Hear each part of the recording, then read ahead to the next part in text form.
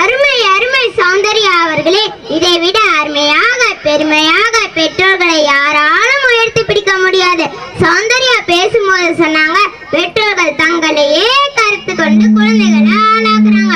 100% உண்மைதான். எப்படி மெழுகுவர்த்தி தன்னையே கருத்து கொண்டு பிறருக்கெல்லாம் ஒளி தருகிறதோ அது போலதான் நம்முடைய அம்மா அப்பா. இதில் வருத்தப்பட விஷயம் என்னவெனில், ஒரு சில மெழுகுவர்த்திகள் சாராயம் சிகரெட்டுன்னு போதை கடையில விழுந்து தன்னை அழிச்சுக்கிறது மட்டுமல்லாம தன்னோட குடும்பத்தையும் சேர்த்து அழிச்சுக்கிட்டு இருட்டாக்குறது. சரி, பெற்றோர்கள் தான் பெஸ்ட்னு சௌந்தர்யா பேசிட்டு போயிட்டாங்க. இதுக்கு ஆசிரியர் தரப்புல இருந்து என்ன பதில் சொல்றாங்கன்னு பார்க்கலாம். மாணவர்கள் முத்து சேர்க்கை, முச்சடைக்கு முத்து கொடுக்கும் ஆசிரியர்கள் தான் மாணவர்களின் நலனில் அதிக அக்கறை கொண்டிருப்பார்கள்னு பேச திவ்யதர்ஷினி அவர்களை அழைக்கிறேன். வாங்க திவ்யதர்ஷினி, வந்து அசத்துங்க.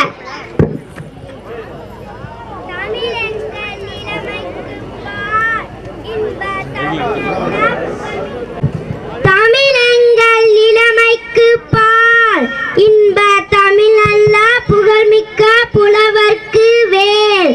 தமிழெங்கள் உயர்வுக்கு வான், இன்ப தமிழ் எங்கள் அசதிக்கு சுடர் தந்த தேன். தமிழெங்கள் அறிவுக்கு தோல், இன்ப தமிழ் எங்கள் கவிதைக்கு வைரத்தின் வாள். தமிழெங்கள் பிறவிக்கு தாய், இன்ப தமிழ் எங்கள் வளமிக்க உளமுற்ற தீ. தமிழுக்கும் அமுதென்று பேர். அனைவருக்கும் வணக்கம். நடுவர் அவர்களே, மாணவர் கல்வி நலனில் அதிக அக்கறை கொள்வது யாருங்கிற கேள்வியை தவறானதுன்னு நான் சொல்றேன். எதிரணியில புத்திசாலித்தனமா பேசுறதா நினைச்சு தப்பு தப்பா பேசிட்டு போயிருக்காங்க. நடுவர் அவர்களே, நீங்க படிச்சிருக்கீங்களா? இது நம்ம இப்படி ஒரு கேள்வி, அது என்ன பார்த்து? நடுவர் அவர்களே, கேட்ட கேள்விக்கு பதில் தேவை. நீங்க படிச்சிருக்கீங்களா? படிச்சிருக்கேன். இப்ப 4ஆம் கிளாஸ் படிச்சிட்டு இருக்கேன். போதுமா? போதும். நடுவர் அவர்களே, உங்க அப்பா அம்மா படிச்சிருக்காங்களா? படிச்சிருக்காங்க.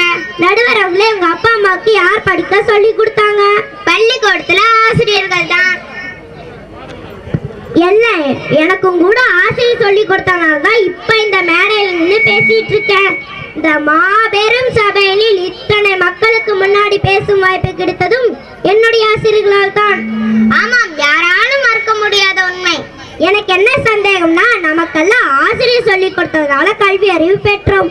நம்ம எதிரணிக்காரங்களுக்கு பொற்றாமரை குளத்துல திருஞான சம்பந்தருக்கு பார்வதி தேவி ஞான பால் ஊட்டின மாதிரியே யாராவது தனியா ஊட்டிருப்பாங்களோன்னு. ஒருவேளை இருந்தாலும் இருக்கலாம்.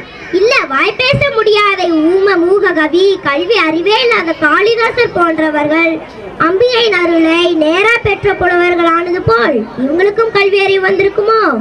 நடுவர் அவர்களே, தாய் ஊட்டாத பாலை பசு ஊட்டும். பசு இன்னொரு தாய்மா. அது போல இல்லம் புகட்டாத கல்வியை ஆசிரியர் புகட்டுவார். ஆக அருமை. நாம் பிறக்கும் பொழுது இவ்வுலகத்திற்கு எதையும் கொண்டு வருவதில்லை, இறக்கும் போதும் எதையும் கொண்டு போவதில்லை. கொண்டு போகவும் முடியாது. நெத்தில இருக்கிற ஒத்த ரூபாயும் புடுங்கிட்டு தான் அனுப்புவாங்க. அப்படி வாழும் வாழ்க்கையின் இடைப்பட்ட காலத்தில் கல்வி செல்வத்தை பெற்று பகுத்தறிவுடன் இன்புற்று வாழ வேண்டும் என்பதற்காக தான் அயராது உழைத்து மாணவர்களை தன் பிள்ளை போல் எண்ணி எப்பொழுதும் காத்திருக்கும் எனது ஆசிரியரே முக்கியமானது முதன்மையான உருவாகும். ஆசிரியர் மாணவர் என்பது காற்றில் பறக்கும் பட்டம் போல லேசானதல்ல. ஆசிரியர் மாணவர் என்பது உயரியதாகவும் உன்னதமானதாகவும் கருதப்பட்டு உயிருள்ளவரை உணர்ச்சியில் கலந்ததாக வாழ்க்கை முழுவதும் கூடவே பயணிக்கக்கூடிய ஒரு புனிதமான உறவாகும். பெற்றோர்களுக்கு அவங்கவுங்க பிள்ளைங்க நல்லா படிக்கணும், இந்த உலகத்திலேயே சிறந்தவனா வரணும்னு ஆசை இருக்கணும். அதுதான் மனித இயல்பு. ஆனா ஆசிரியர்கள் அப்படியா? அவர்கிட்ட படிக்கும் அத்தனை மாணவர்களும் அவருடைய குழந்தைகள் தான். 10 குழந்தைங்க படிக்கிறாங்களா, 8 பேர் நல்லா படிக்கணும், 2 பேர் எப்படியா போகணும்னு நினைப்பாங்களா?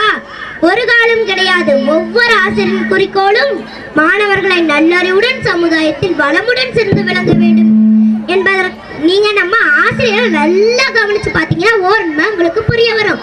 அவர்கிட்ட படிச்ச 10 குழந்தைகளை 8 பேர் நல்லா இருந்தா சந்தோஷப்படுவார்.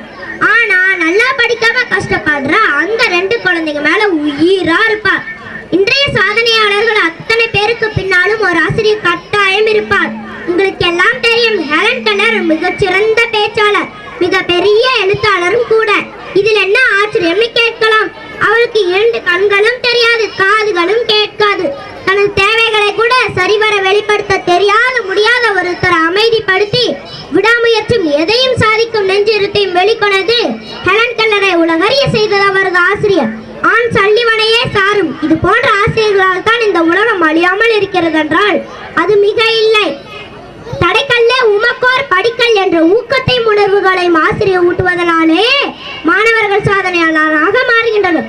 ஒவ்வொரு மாணவன் சாதனைக்கு பின்னாலும் ஆசிரியரின் உழைப்பு, வேர்வை, ரத்தம் கலந்திருக்கிறது. இதை மறுக்க முடியுமா நடுவர்களே? முடியாது முடியாது.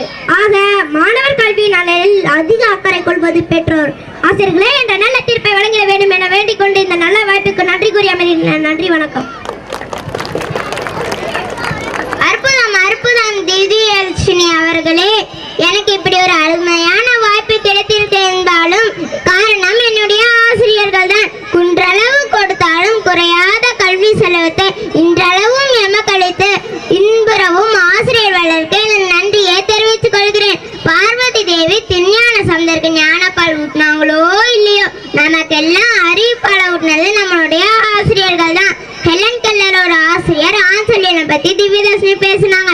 இது கவனிக்கப்பட வேண்டியது, ஆன் சல்லிவன்கிற ஆசிரியர் இல்லைன்னா இன்னைக்கு ஹெலன் கெல்லர் இல்லை.